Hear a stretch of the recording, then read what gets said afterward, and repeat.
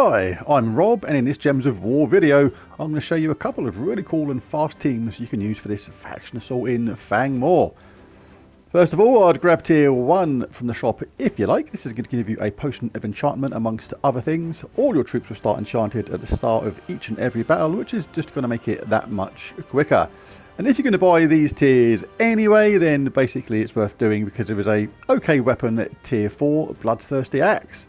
Deals damage to the first 2 enemies and inflicts bleed. Not the best weapon in the world, but hey, if you're going to go to tier 4 anyway, you're going to get it effectively for free.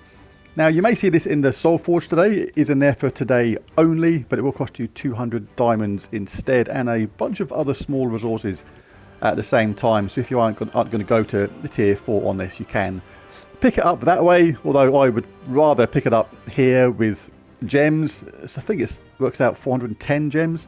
But you do actually gain other resources. You get other stuff on top of that as well as the weapon. If you get it the Soul Forge way, you have to spend diamonds, which are valuable anyway, and you have to spend some other resources at the same time, and you only get the axe. Here you get the axe and other stuff as you go along doing these tiers as well. So definitely better to get it this way if you can. Right, onto the team itself. I've done the first battle to lock the team in.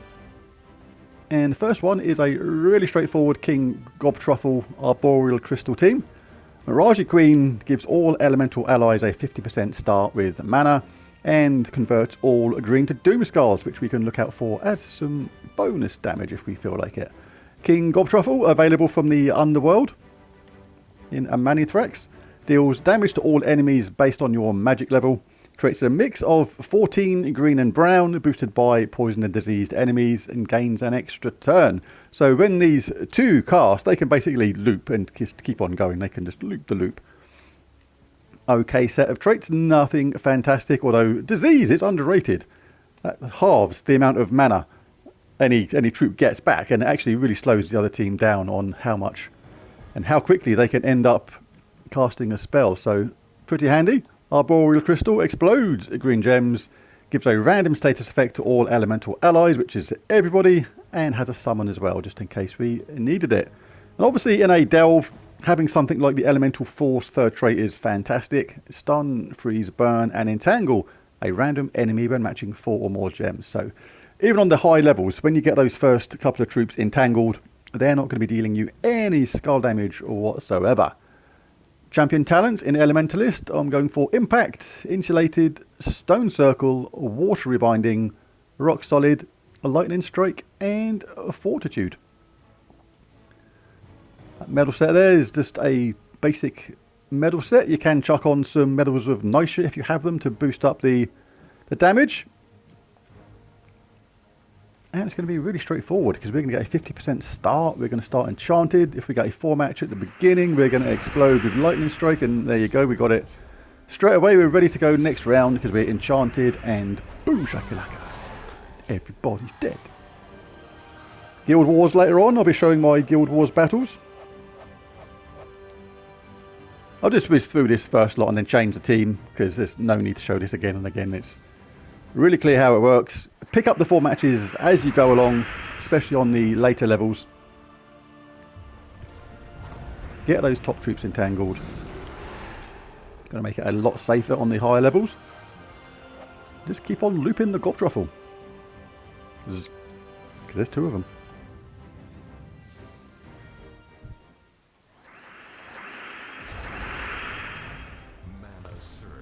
Super easy. Kaboosh.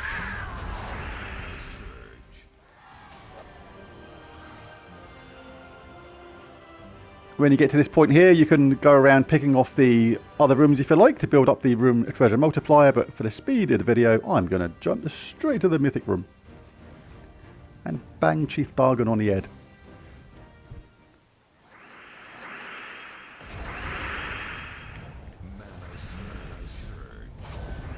Both Gob Truffles are up, so if they survive the first lot, they're not going to survive the second lot. And because the Mirage Queen converts green to skulls, and because King Gob Truffle creates a load of green, there's always going to be the option there to convert the skulls to green at the same time. Alright, I'm just going to do that for that level because it's clear how that works. Now we'll show a different team. This team is going to work kind of similar to the last team, but we're going to be in the Meteor banner this time from the Sin of Mirage. But the way it works is kind of similar in the way that we're going to use King Selenus to give our team a 50% start with mana, and that's going to apply to everyone, but it does do some good damage at the same time, which can be pretty useful. And then we're going to use Queen Beatrix in the same way we used King Gob Truffle in the last team. Just loop these back to back if you can. You're going to create a lot of mana for the team, do tons of damage. You've got a chance to get an extra turn as well, has that awesome cleanse. This is the team that I really like. It has a really nice flow about it because it creates 9 green and 9 brown gems before doing that damage, but it creates green which charges up itself, then it creates brown which feeds this weapon again, which then creates a load of green and yellow which charges up the team again, and you can see how that works in its favour. Now we're in a bard class for this, and the fact that Queen Beatrix creates 9 green is really useful on the traits on this. We gain a random ally. We give a random ally a random status effect at the beginning. We reduce magic damage from spells by 20%. Gain 3 magic at the start of a battle. We gain 2 to all skills in first place, which we are. And we gain enchant when matching green gems, which we'll do all the time because of the way Queen Beatrix is creating that green. And all mystics gain 2 magic and life when an enemy dies, which again helps Queen Beatrix. So a really good team. Really easy to use, and let's dive in.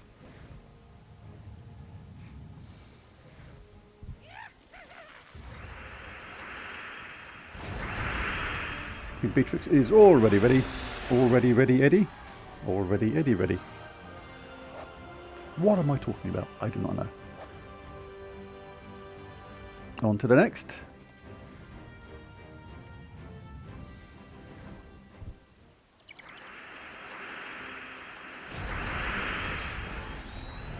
Don't bother getting the King Selenus, just get Queen Beatrix done, and you are good to go. Kaboosh. The second one was ready too, so could have cast them back to back nice and easily. This is going to be really good for this. Lots of cleanses. If ever you got anything which gave you a entangle or a freeze, anything like that. You can cast this now, why not? And we can use our bonus King Selenus damage to take out that last opponent. And victory is ours. Ooh. Viper's Kiss. I'd rather not.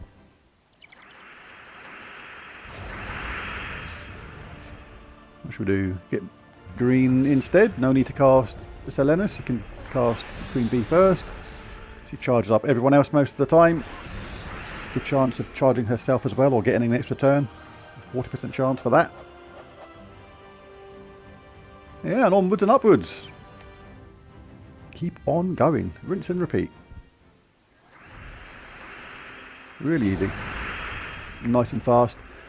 If you don't want to rely on Queen Bee getting the extra turn sort of guaranteed, when you get something like this, some blue for the next Queen Bee, you may as well get it now because chances are you're going to be ready the next turn then. If you have to cast them back to back, and you see the first Queen Bee didn't get an extra turn, but because we picked up that extra blue the turn before, we were able to cast the second one straight after the first one. Otherwise you're being mana blocked by the first one because the first lot of blue would have gone to the first one. Do you see?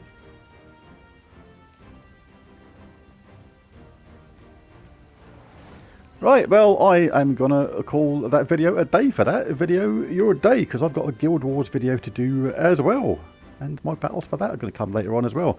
So, really easy to use team. Don't forget to collect your rewards as you go along. Just a straightforward case of just doing that same thing again and again and again. Really cool, but if you want to play a safer game, then you can roll with the first team. That's going to be really good if you're a newer player, because you're going to be getting those 4 matches with Elementalist class. And when you can entangle and freeze the top troops and things like that, it's going to make your day a lot easier. So 2 teams there. If you enjoyed the video, why not click that like and subscribe button? It really does help.